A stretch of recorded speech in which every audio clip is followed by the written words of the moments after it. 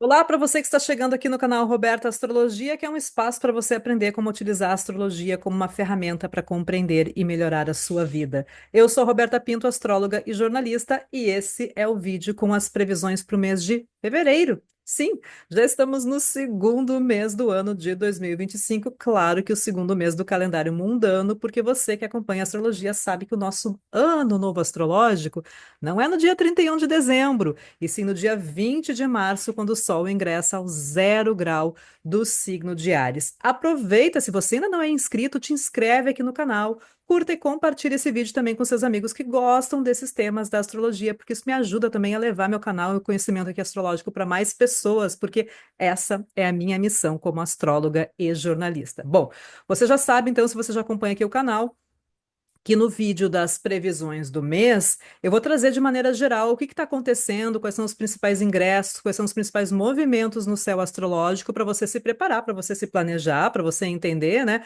quais são os movimentos no céu, porque a gente sabe que se muda no céu, muda aqui na Terra, mas claro que sempre ressaltando que cada pessoa tem o seu próprio mapa astrológico, sua própria individualidade astrológica, e para entender como que esses movimentos reverberam aí na sua vida, você sempre tem que avaliar dentro do seu mapa astrológico e dentro do seu contexto de vida também, porque o contexto faz toda a diferença na análise. Aqui eu vou falar dos principais movimentos, vou destacar o que está acontecendo no céu agora no mês de fevereiro e trazer algumas indicações, né? Lembra que os planetas servem de indicadores, né, para você se programar, para você se planejar, para você entender. Tá bom para quê? Ou não tá tão favorável assim para quê? E o que começa a se movimentar também agora no mês de fevereiro, que é um mês importante, porque a gente tem dois planetas que estão atualmente na sua retrogradação, mas que voltam para o movimento direto. Então, se tem coisas que estão aí estagnadas, paradonas ou um pouco indefinidas, a tendência é isso ganhar movimento a partir de fevereiro, tá bom? Começando então. Eu vou começar direto, então, pelo primeiro aspecto aqui que eu gostaria de destacar, que é justamente a volta de Júpiter pro seu movimento direto. Então, assim, ó, Júpiter atualmente, hoje é dia 1º de fevereiro, tá paradão ali no céu, né? Tá estacionário, mas tá estacionário para ganhar velocidade. Porque quando um planeta, né, tá nesse movimento estacionário, né?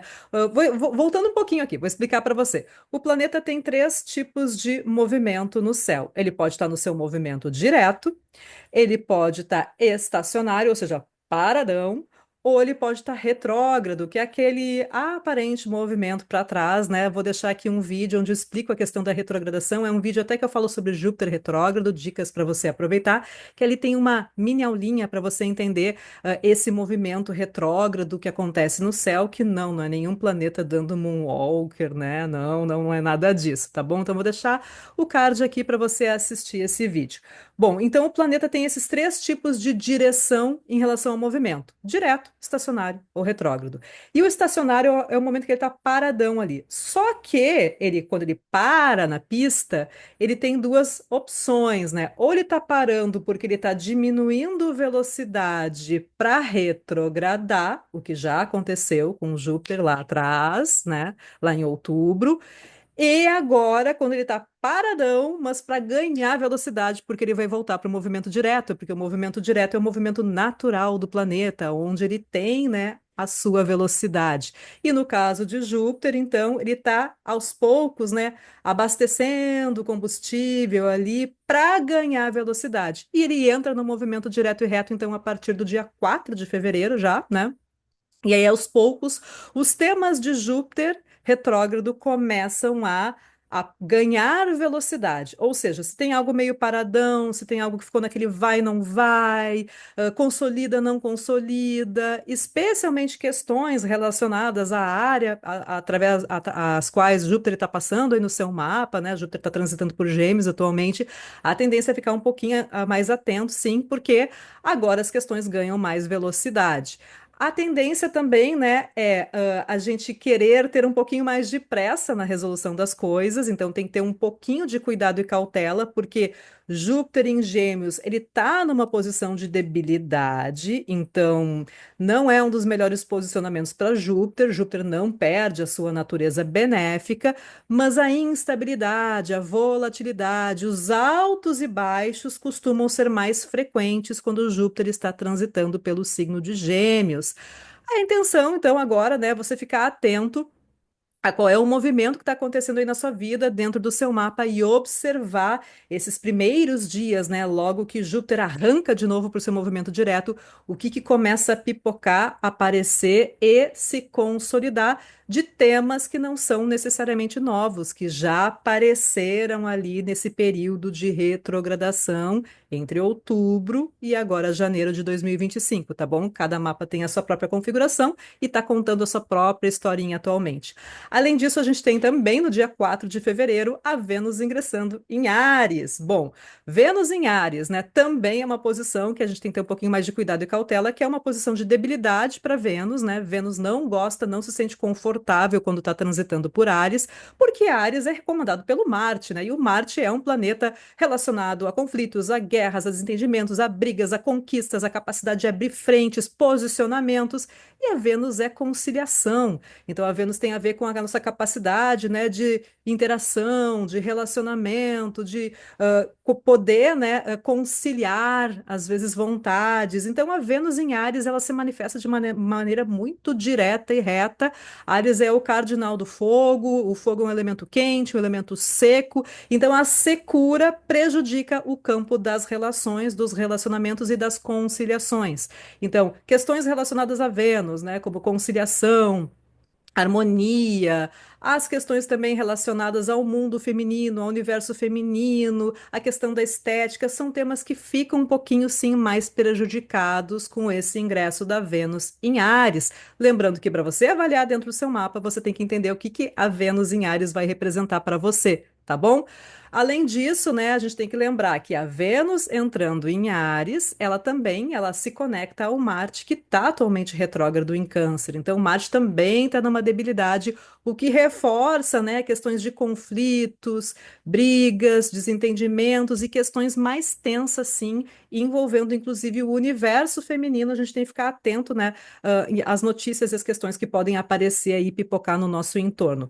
Bom, além disso, né, a gente tem ainda em fevereiro outros movimentos importantes, que é no dia 12 de fevereiro a gente vai ter a lua cheia no signo de Leão. Bom, aí você sabe, né, que a lua cheia é o ápice de uma situação, é o ápice, né, de visibilidade de uma lunação, e essa lunação, né, a lua tem uma correspondência com a lua nova, em Leão, que aconteceu lá em agosto do ano passado. Então, é aquele momento, né, de auge, né, de visibilidade, onde as questões é um clarão, uma lua cheia é um clarão, ela fica completamente iluminada pela luz solar, e aí a gente consegue perceber as questões, né, a gente consegue perceber as situações que já vêm se desenvolvendo nesse processo lá, que começou em agosto do ano passado, na área de Leão do seu mapa. E aqui é importante ficar atento, porque é a lua cheia, além de ser sempre uma oposição entre lua e sol, ou seja, é um aspecto, é uma visibilidade que ela vem sim com um cabo de guerra, com uma questão de tensão no céu, mas é aquela tensão que ajuda a gente a clarear, a enxergar as coisas. E aqui a gente pode enxergar especialmente aquilo que não tá legal. Aquilo que não está funcionando. Por quê? Porque o Sol está em Aquário, que é um ponto de debilidade para Leão, né? Então, a Lua em Leão vai enxergar o Sol, né? Vai enxergar no Sol o seu ponto de debilidade.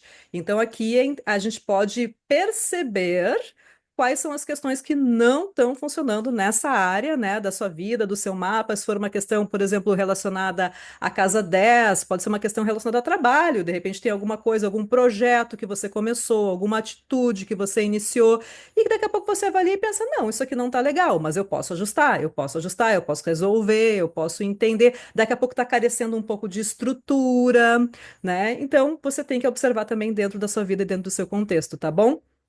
Já no dia 14 de fevereiro, a gente tem Mercúrio ingressando no signo de Peixes, e aqui é interessante prestar atenção também, porque Peixes, né, é uma das debilidades para Mercúrio, então é uma dupla debilidade. A gente pode ter, sim, processos um pouquinho mais truncados na área das comunicações, dos deslocamentos do dia a dia, da resolução das minúcias do dia a dia também pode ficar um pouquinho mais prejudicado, acordos.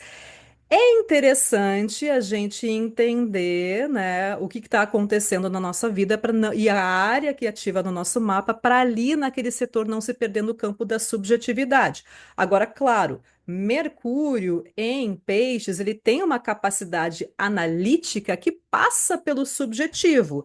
Então, dependendo da configuração aí no seu mapa, pode ser aquele momento que você encontra soluções fora da caixa, soluções criativas que não passam tanto pela essa análise racional. É analítico, mas analisa de uma outra forma. A gente só tem que cuidar, sim, porque de uma maneira geral, né, no contexto mais mundano, questões relacionadas à comunicação, redes, internet, deslocamentos podem sim ficar mais prejudicados durante esse período em que Mercúrio estiver transitando pelo signo de Peixes a partir agora do dia 14 de fevereiro, tá bom?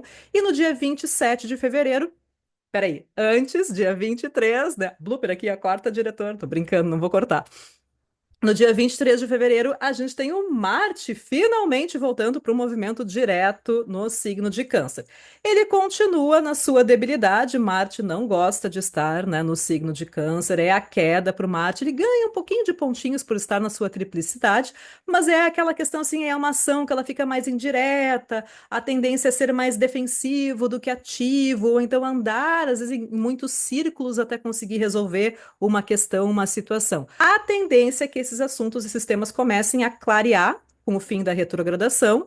As soluções também começam a aparecer, mas também ainda é aquele momento de ter um pouquinho de cuidado e cautela para não meter os pés pelas mãos e não ter uma atitude impulsiva barra defensiva para depois acabar se arrependendo. Então, assim, é para ter um pouquinho de cuidado, um pouquinho de cautela. As tensões e os conflitos continuam no ar, né? Especialmente essa questão, às vezes, da necessidade muito de se defender, da autodefesa, mas aos poucos os temas relacionados, pelo menos ao período da retrogradação, aquilo que ficou mais tenso, aquilo que ficou um pouquinho mais indefinido entre janeiro e fevereiro, a tendência agora é que as coisas comecem também a ganhar maior velocidade e as soluções e as decisões, né? Porque Marte representa a questão das decisões também, começam a ficar mais claras, mas ainda não 100% definidas, tá bom?